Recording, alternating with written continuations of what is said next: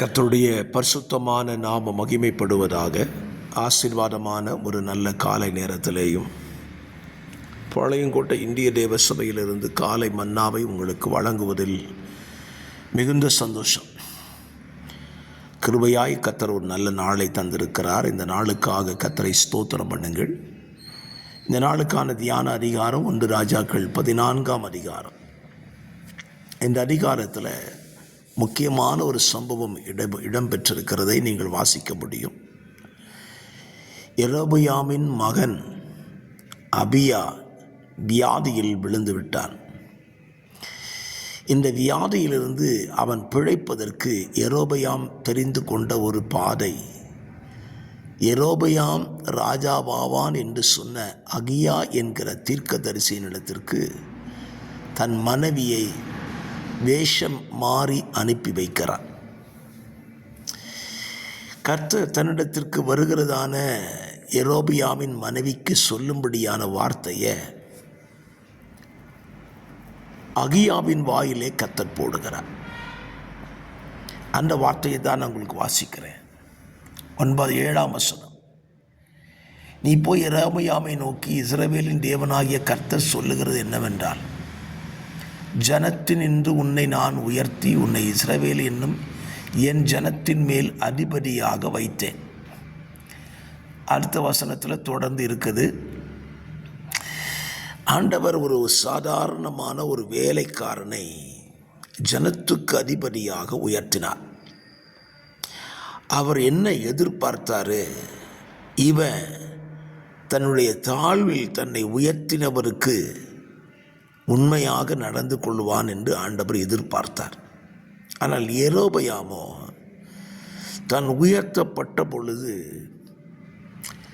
இஸ்ரவேல் ஜனங்களை பொல்லாப்பு செய்யும்படியான காரியத்திற்கு அவன் ஏவி விட்டான். விக்கிரக ஆராதனைகள், தெய்வத்தை மறக்க பண்ணின பல சம்பவங்களை அவன் செய்து விட்டான். இப்போ அவனுக்கு பிரச்சனை. அவன் மகன் மரண தருவாயில் இருக்கிறான். இப்போ யாரை தேடுறான்? தன்னை ராஜாவாக உயர்த்துவேன் என்று சொன்ன தெய்வத்தின் வார்த்தைகளை தேடுகிறான். என்னை கேட்கிற அருமையான கர்த்தருடைய பிள்ளைகளே, நம்ம வாழ்க்கையில் நமக்கு பிரச்சனை நெருக்கம் வரும்போது ஆண்டவரை தேடுறதும், நம்ம பிரச்சனைகளுக்கு முடிவு வந்த பிறகு ஆண்டவரை மறந்து அவருக்கு விரோதமாக நடக்கிறதும் ஆதி காலம் தொட்டே மனித வாழ்க்கையில் நடந்து கொண்டிருக்கிறது.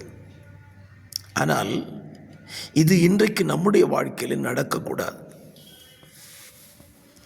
நம்மை ஆண்டவர் உயர்த்தி ஆசீர்வதிப்பதற்கு அவர் பிரியமுள்ளவர் தான். அவர் ஆசீர்வதிப்பார். ஆனால் ஆசீர்வதிக்கப்பட்ட பின்பு அவருக்கு விரோதமாக நம்ம நடந்து விடுகிறோம். இதுதான் தேவனுடைய இருதயத்தை பாதிக்கிறது. பல நேரத்தில் நம்ம வாழ்க்கையை யோசித்து பாருங்க. நம்ம நினைச்ச அளவுக்கு நம்ம உயர முடியாமலேயே இருக்கிறோம். எவ்வளவோ ஜெபம் பண்ணுறோம், உயர்வு வரல. ஏன் தெரியுமா?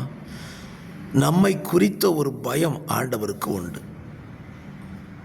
நாம் உயர்த்தப்பட்டு அவரை விட்டு துன்மார்க்கமாக போயிடுவோமோ அப்படிங்கிறதுனாலேயே சில காரியத்தை நமக்கு செய்யாமல் கூட இருக்கலாம்.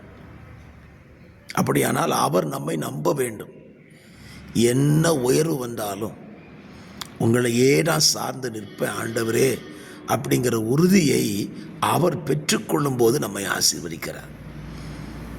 யெரொபெயாமை பாருங்க, பிரச்சனை வந்த பொழுது தேவனை தேடி வந்தான். கர்த்தர் அவனுக்கு நல்ல செய்தி சொல்லலை. அவன் மகன் மரித்து போனான். காரணம் என்ன தெரியுமா? அபியாவின் மரணத்துக்கு காரணம் யெரொபெயாம் தான். யெரொபெயாம் மாத்திரம் தேவனுக்கு உண்மையாய் ஜீவித்திருப்பான். ஆனால் அபியா பிழைத்திருப்பான். இந்த காலவெளியில் உங்கள் வாழ்க்கையை யோசித்து பாருங்கள். நீங்கள் தெய்வத்திட்ட எப்படி நடந்து கொள்கிறீங்க? தேவைகளுக்கு போகிறீங்களா? எல்லாமே இயேசுதான் சொல்லியிருக்கிறீங்களா? யோசித்து உங்கள் வாழ்க்கையை செம்மைப்படுத்துங்கள். நிச்சயமாக உங்கள் தேவனாகிய கர்த்தர், நம்முடைய தேவனாகிய கர்த்தர் நமக்கு உதவி செய்வார். பிதாவே, இந்த வார்த்தையின்படி எங்கள் வாழ்க்கையை செம்மைப்படுத்த உதவி செய்யும்.